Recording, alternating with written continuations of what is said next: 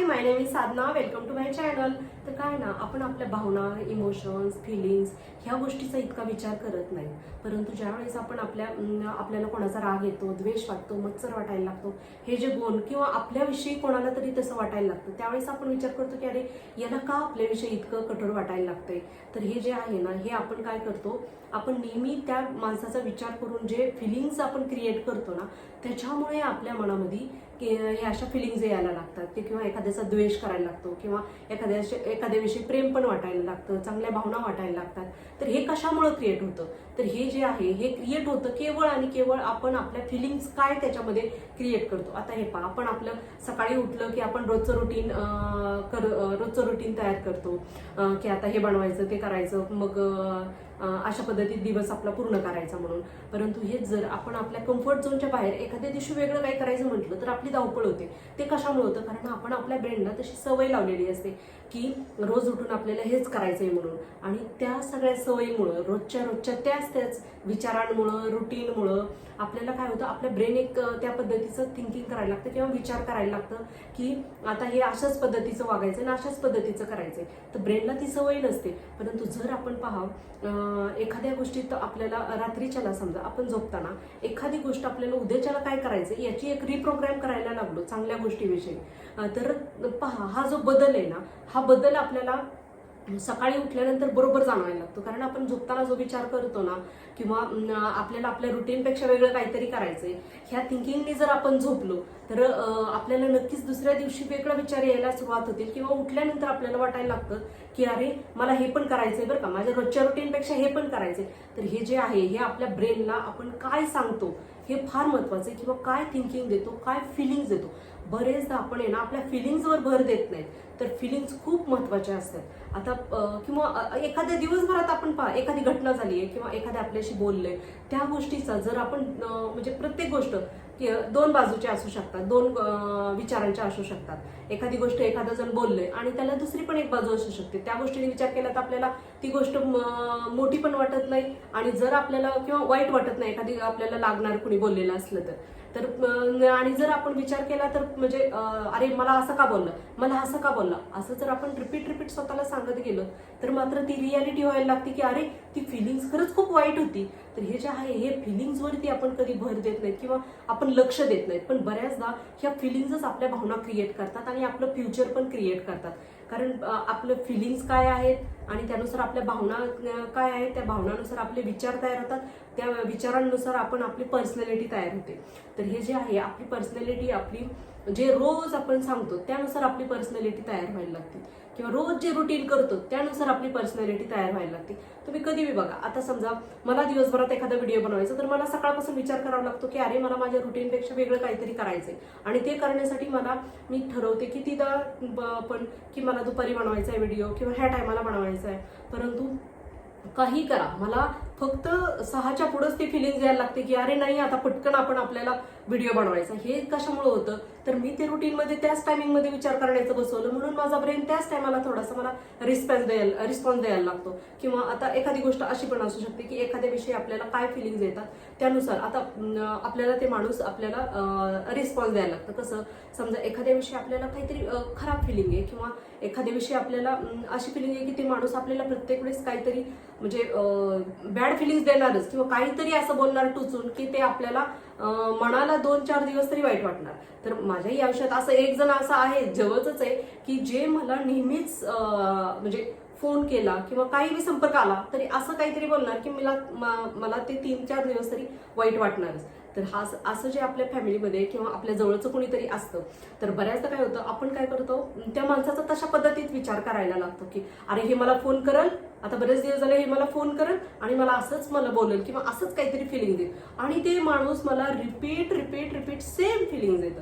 कारण मी दिवसभरात एकदा तरी बोलते की अरे मला ते माणूस असं फिलिंग देईल, किंवा माझ्याविषयी असं विचार करतं, किंवा माझ्याविषयी असं बोलतं, आणि ते ज्या वेळेस ते माणूस मला फोन करतं किंवा ज्या वेळेस माझ्या संपर्कात येतं त्या वेळेस मला ते माणूस तशाच पद्धतीत टोचून काहीतरी बोलणारच, आणि त्या माणसाला मी टाळूही शकत नाही आणि धरूही शकत नाही. अशा व्यक्तींना आपण काय करायचं, फक्त निग्लेक्ट करावं लागतं, किंवा त्यांच्याविषयीच्या फिलिंग्स आपण बदलायच्या. लेट गो केलेलं सगळ्यात चांगलं, कारण आपलं पण एक आयुष्य असतं, आपण जर धरून बसलो तर आपल्या पण आयुष्यात आपण मग तशाच फिलिंग्स तयार करायला लागतो ना. त्यापेक्षा आपणही तसेच बनायला लागतो. मग त्यापेक्षा आपल्याला जर वेगळं काहीतरी बनायचं असेल तर आपण आपल्या फिलिंग्सवरती थोडंसं काम केलं पाहिजे. आणि हीच गोष्ट आपण म्हणजे बऱ्याचदा आपल्याला वाटायला लागतं की अरे मी इतकं मॅनिफेस्ट करते किंवा इतकं मी दिवसभरात विचार करते की माझ्या आयुष्यात का बदल होत नाही, माझ्या आयुष्यात का काही चांगलं होत नाही. तर आपण आपल्या विचारांवरती आणि भावनांवरती आणि फिलिंग्सवरती थोडंसं काम केलं पाहिजे.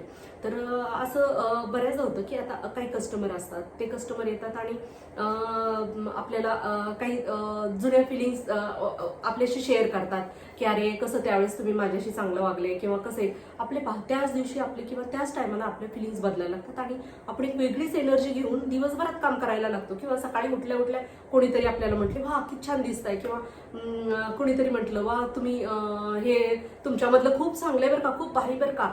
तर असं ज्यावेळेस म्हणतं त्यावेळेस आपल्याला एक वेगळी एनर्जी येते आणि वेगळी फिलिंग, कारण आपण फिलिंग्स तयार केलेली असते ना तशा पद्धतीची चांगली. आणि हे जे आहे हे फिलिंग्स हे कशामुळे होतं तर आपण ते विचारांचं जाळं आपल्या मनात तयार करायला लागतो की हे असं आहे किंवा हे माणूस असंच आहे.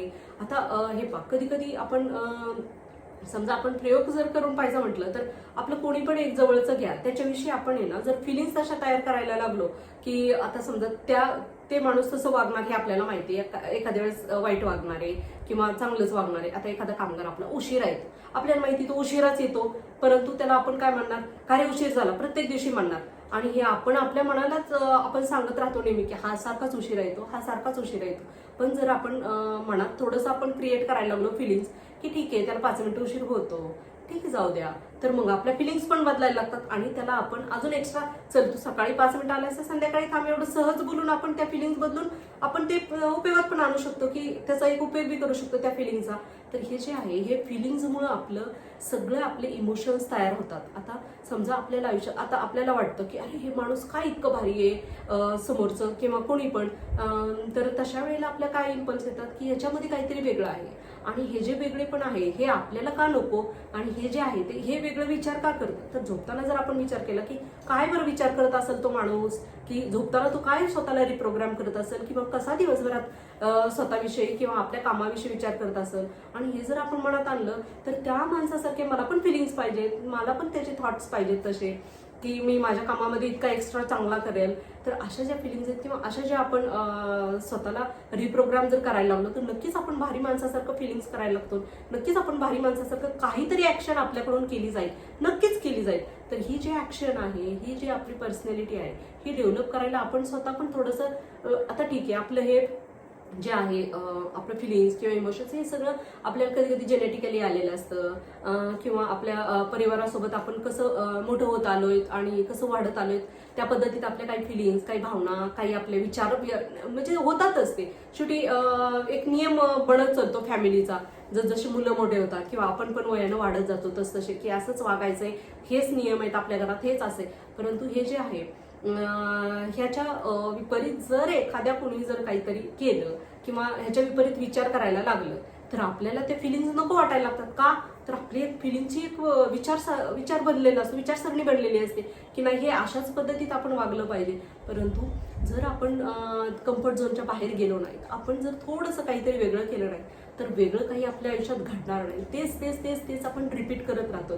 तर हे एवढंच मला सांगायचंय की आपण आपल्या आता मी एक म्हणजे जो डिस्पेन्साचा एक व्हिडिओ पाहिला तर त्यांनी तेच सांगितलं की आपले हे जे न्यूरॉन्स आहेत हे न्यूरॉन्स काम का करतात, कसे काम करतात, तर आपण त्यांना तसं प्रोग्राम केलेलं असतं की ह्या अशाच विचारांचा आहे मी आणि अशाच पद्धतीचा आहे, हा मी असाच दिसणार, मी असाच वागणार आणि मग किंवा माझ्याकडून अशाच चुका होणार. अरे का बरं, किंवा अशाच भावना आपण घेऊन बसणार, गिल्टी फील करणार काहीतरी, अरे आपण माणूस आहे, कुठं चुकलं काय झालं तर आपण गिल्टी फील नाही करायला पाहिजे.